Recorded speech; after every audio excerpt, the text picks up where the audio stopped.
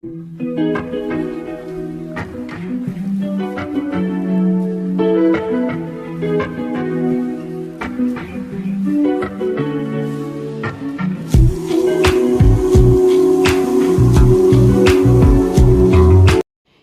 அன்பானவர்களே, உங்களை இயேசுவின் நாமத்தில் வாழ்த்துகிறேன். யோனாவே, தேவனுடைய சத்தத்தை நீ கேட்காதபடி வேறு பாதையில் ஓடிக்கொண்டிருக்கிறையா?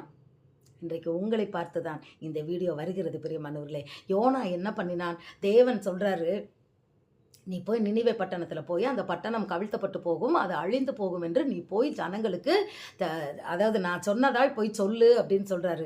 ஆனால் அந்த நினிவே பட்டணம் என்பது நல்ல ஒரு பட்டணம், அதாவது நல்ல ஒரு நகரம்னு சொல்லலாம். அந்த காலத்தில் அது வந்து ஒரு சிட்டி. அப்போது இவன் பயப்படுறான். ராஜா என்ன பண்ணுவார்? நான் போய் இந்த சிட்டியை ஆண்டவர் கவிழ்த்தி போடுவார்னு சொன்னால் என்ன அடித்து கொலை பண்ணிட்டா என்னடா செய்கிறதுன்னு பயந்து போய் அவன் போகாமல் என்ன பண்ணுறான்னா வேறு பாதைக்கு போய்கிட்டு இருக்கான். எந்த பாதைக்கு போனான்? தர்ஷு பட்டணத்துக்கு போகிறேன்னு கப்பல் ஏறிட்டான். கப்பல் ஏறினவுடனே அவனுக்கு என்ன நடக்குது? நல்லதாக நடக்குது? இல்லை. கப்பல் புயல் வருது. அது எல்லாமே ஆண்டவர் அனுமதிச்சது தான். புயல் வருது, சேதம் வருது. அப்போ இவங்கெல்லாம் ஜெபம் பண்ணுறாங்க. இவன் போய் நல்லா நிம்மதியாக தூங்கிட்டு இருக்கான். ஏப்பா அங்கே வா, இப்போ கப்பல்லாம் கவுர போகுதுன்னு சொல்லி நாங்கள் பயந்துக்கிட்டு இருக்கோம். நீ எந்த ஊருக்காரன்? நீ என்ன தேசத்தை? அவன் பேர் என்ன நீ இப்படி கும்பிட்டுக்கிட்டு இருக்க? வா இங்கே மேலே அப்படின்னு அவனை கீழே இருந்து அவனை கூட்டிகிட்டு வந்து பாரு எப்படியெல்லாம் நடக்குது. நாங்கள் எல்லாரையும் சாப்பிட்ற பொருளை எல்லாத்துக்கும் நாங்கள் கீழே போட்டுட்டோம். ஆனாலும் கூட இது அடங்க மாட்டேங்குதே, என்ன பண்ணுறது அப்படின்னு சொல்லி பேரெல்லாம் போட்டு சீட்டு போட்டு பார்க்குறாங்க. யாரடா என்னடா பண்ணலாம் அப்படின்ட்டு, யாருக்கு காரணம்ட்டு. அப்போ இவன் பாருங்களேன், அழகாக சொல்கிறான், நான் தான், என்ன தூக்கி கடலில் போட்டுருங்க. இந்த குணம் இருக்கிறதுனால தான் இவனை கர்த்தர் தெரிந்து கொண்டார். அப்போது உங்களை தாயின் கருவில் தேவன் தெரிந்து கொண்டதற்கு ஒரு முகாந்திரம் உண்டு. பெரியமானவர்களே, இந்த வீடியோ பார்த்து கொண்டே இருக்கிற உங்களை பார்த்து தான் தேவன் பேசுகிறார். யோனாவே, நீ எங்கே போகிறாய்? உன்னை குறித்த சித்தத்தை மீறி நீ எங்கே போகிறாய்? உனக்கென்று நான் வைத்திருக்கிற சித்தத்தை நீ மறந்துவிட்டு நீ எங்கே போய் கொண்டே இருக்கிறாய்? சத்தம் உங்கள் காதில் கேட்குதா? உங்களுக்கு தெரியும், நல்லா தெரியும் ஆண்டவர் நம்மளை எதுக்காக அழைத்தார், என்ன நோக்கம். சாக்கு போக்கு சொல்லி நம்ம அதை தள்ளிக்கிட்டே. ஒருவேளை உங்களுக்கு அந்த சத்தமே எனக்கு அது புரியலையே, இல்லையே, ஒருவேளை அப்படி நினச்சிங்கன்னா இன்றைக்கு இந்த வீடியோ பார்த்து கொண்டு இருக்கிற உங்களை பார்த்து தேவன் அழைக்கிறார். கர்த்தருடைய சத்தம் உங்களை அழைக்கிறது. யோனாவே, நீ எங்கே போய் கொண்டிருக்கிறாய்? தேவனுடைய சித்தத்தை மீறி வேற பாதையில் போய்கிட்டு இருக்கியா? கடைசியில் யோனாவுக்கு நடந்தது என்ன? அவன் சொல்கிறான், என்ன தூக்கி கடலில் போட்டுருங்க, நான் தான் காரணம். இப்படி சொன்ன உடனே அவங்கெல்லாம் என்ன பண்ணுறாங்க? பயப்படுறாங்க. வேண்டாம், ஐயோ, ஒரு உயிரை கொல்றதுக்கு அவங்களுக்கு பயம் வருது. அப்போ வேண்டான்னு மறுபடியும் ஜெபம் பண்ணுறாங்க. ஆனாலும் அங்கே புயல் நிற்கலைன்னொடனே இவனை தூக்கி கீழே போட்டுறாங்க. ஆண்டவர் மீனுக்கு கட்டளை இட்டார். அவர் மீனுக்கு கட்டளையிட்டு உள்ளே அனுப்புகிறாரு. 3 நாள் உள்ளுக்குள்ளே. நினச்சி பாருங்களேன், அந்த மீனோட வயிற்றுக்குள்ளே யோனாவோட அந்த சிச்சுவேஷன் எப்படி இருந்திருக்கும்? ஒரே நாத்தம், இருட்டு, கொலன்னு. அவனுக்கு சாப்பாடு இல்லை, மூச்சு விட கூட கஷ்டமாக இருந்திருக்கும். ஆனாலும் அந்த இடத்தில் தேவனை யோனா துதித்தான். பிரியமானவர்களே, அல்லேலூயா. இதனால்தான் கர்த்தர் யோனாவை தெரிந்து கொண்டார். இந்த மீனின் வயிற்றுக்குள்ள யோனா என்னென்னலாம் தேவனை நோக்கி சொல்றாருன்றதை நம்ம டைரக்டாக நம்ம பார்க்கலாம். யோனா என் நெருக்கத்திலே நான் கர்த்தரை நோக்கி கூப்பிட்டேன், அவர் எனக்கு உத்தரவு அருளினார். நான் பாதாளத்தின் வயிற்றிலிருந்து கூக்குரலிட்டேன், நீர் என் சத்தத்தை கேட்டீர். எவ்வளவு இதாக சொல்றாரு பாருங்க. என் சத்தத்தை கேட்டீர்னு சொல்லிட்டு, நான் உமது கண்களுக்கு எதிரே இராதபடிக்கு தள்ளப்பட்டேன், ஆகிலும் இன்னமும் உம்முடைய பரிசுத்த ஆலயத்தை நான் நோக்குவேன். அடுத்து அவர் சொல்றாரு, பொய்யான மாயையை பற்றி கொள்ளுகிறவர்கள் அவர்களுக்கு வரும் கிருபையை போக்கடிக்கிறார்கள். நானோவெனில் துதியின் சத்தத்தோட உமக்கு பலியிடுவேன், நான் பண்ணின பொருத்தனையை செலுத்துவேன், ரட்சிப்பு கர்த்தருடையது என்றான். அல்லேலூயா. நான் பாதாளத்துக்கு அடியில் போயிட்டேன்ப்பா, என்னை தண்ணி வந்து சூழ்ந்துச்சுப்பா, கடற்பாசிகள் என் தலையை வந்து சூழ்ந்து கொண்டதுப்பா. நான் இவ்வளோ கஷ்டத்தில் இருந்து கூப்பிட்டாலும் நீர் என் சத்தத்தை கேட்டீர். நானும் துதியின் சத்தத்தோடு உமக்கு பலியிடுவேன், என் பொருத்தனைகளை நான் செலுத்துவேன், ரட்சிப்பு கர்த்தருடையது. ஆம் பெரியமானவர்களே, எத்தனை விசுவாசம் பாருங்கள். இன்றைக்கும் பெரியமானவர்களே, நம் வாழ்க்கையில் என்ன காரியத்தில் நாம் தவறி நம்ம சூழ்நிலையை பார்த்தா நமக்கு தெரியும். ஏன் இது நடந்தது? எதனால இது நடந்தது? எப்படி இது வந்தது? நமக்கு சில நேரம் விடை தெரியாது. நிச்சயமாக இது நம் பொருத்தனையை செலுத்தாத ஒரு காரியம். அது மாத்திரமில்ல, தேவனுடைய சத்தத்தை கேட்டும் அவர் சித்தம் செய்யாமல் இருந்தால் இந்த மாதிரி நிச்சயமா சில காரியங்கள் நடக்கும். சிலர்லாம் என்கிட்ட கவுன்சிலிங் வரணும்னு சொல்லிகிட்டே இருப்பாங்க. அவங்களே சாட்சி சொல்லுவாங்க, எந்த ஒரு வேலையிலையும் என்னால் நிலச்சி நிற்க முடியலை. எந்த வேலை பார்த்தாலும் அது வந்து இத்தனைக்கும் எனக்கு ஓஹோன்னு வேணுன வேலை தான். ஆனால் கர்த்தர் நான் அழுத பிறகு அதே வேலை என்னாச்சுன்னா ஒன்றுமே ஆகாது. ஒருத்தர் சொன்னார், நான் வந்து ஹோட்டல் நடத்தினேம்மா, அதில் வந்து நல்ல வருமானம் வந்தது. ஒரு ஹோட்டலுக்கு 2வது ஹோட்டல் ஆரம்பித்த நேரம் தான் நான் ரட்சிக்கப்பட்டேன். கர்த்தருடைய நான் ரட்சிக்கப்பட்ட உடனே என்ன கர்த்தர் என்ன முன்குறிச்சிருக்கிறாரு எனக்கு அது தெரியல. ஆனால் அதுக்கப்புறம் என்னாச்சுன்னா சாப்பாடெலாம் கொண்டு போய் குப்பையில் கொட்டுவாங்களாம், சமைப்பாங்களாம். எல்லாத்தையும் கொண்டு போய் குப்பையில் கொட்டுற நிலைமை வந்துச்சான். ஹோட்டலே இழுத்து மூடுற நிலைமை வந்துச்சான்.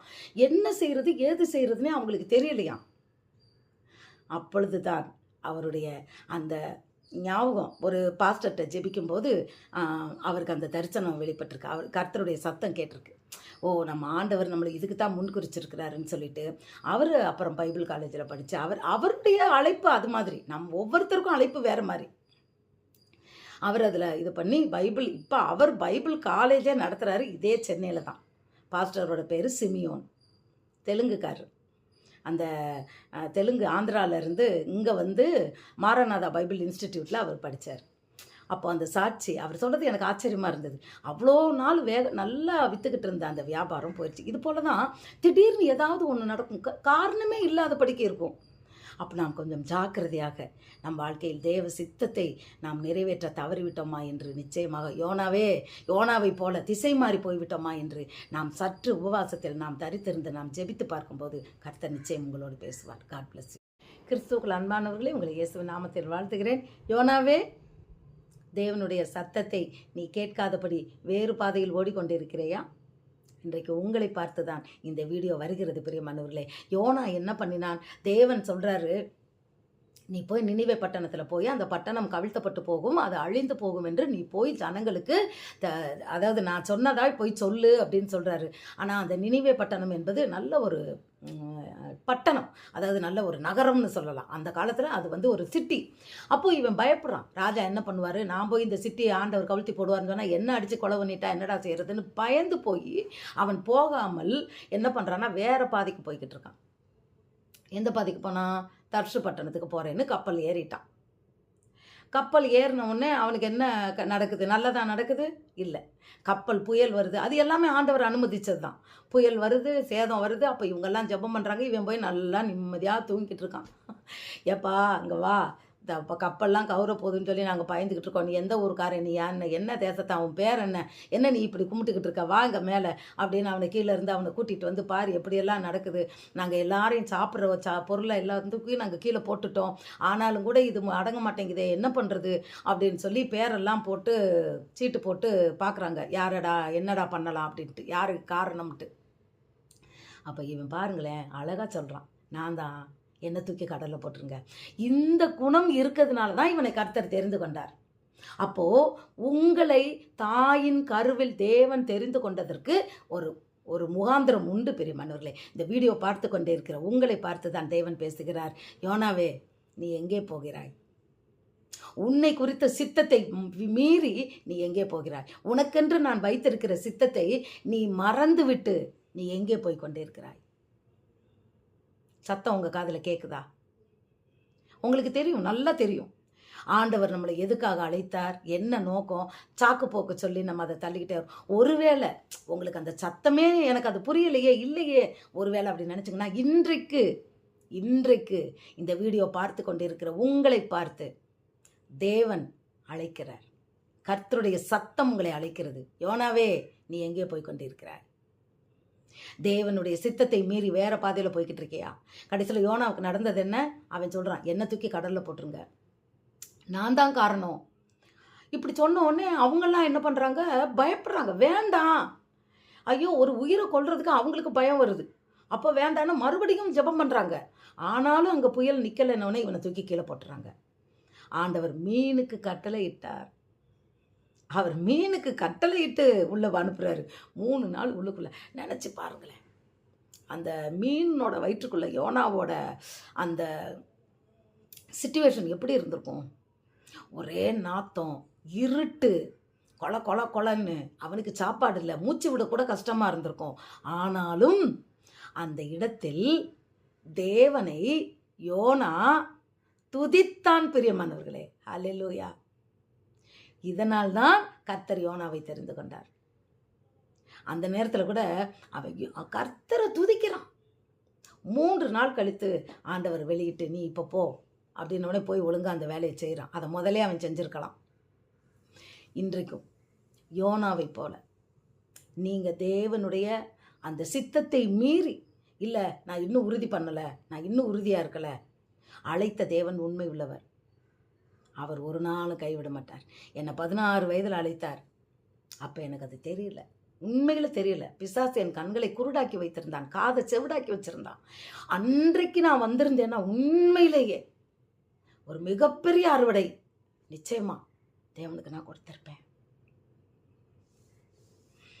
ஆனால் சாத்தா என்னை கட்டி வச்சிருந்தான், எனக்கு தெரியல. ஒரு நாள் வந்தது, கட்டவிழ்க்கப்பட்டேன். அப்போ தான் எனக்கு புரிஞ்சது தேவனுடைய சித்தம். அவருடைய சித்தம், அவருடைய சத்தம் என் காதில் விழுந்து அவர் சித்தத்தை நான் அறிந்து கொண்டேன்.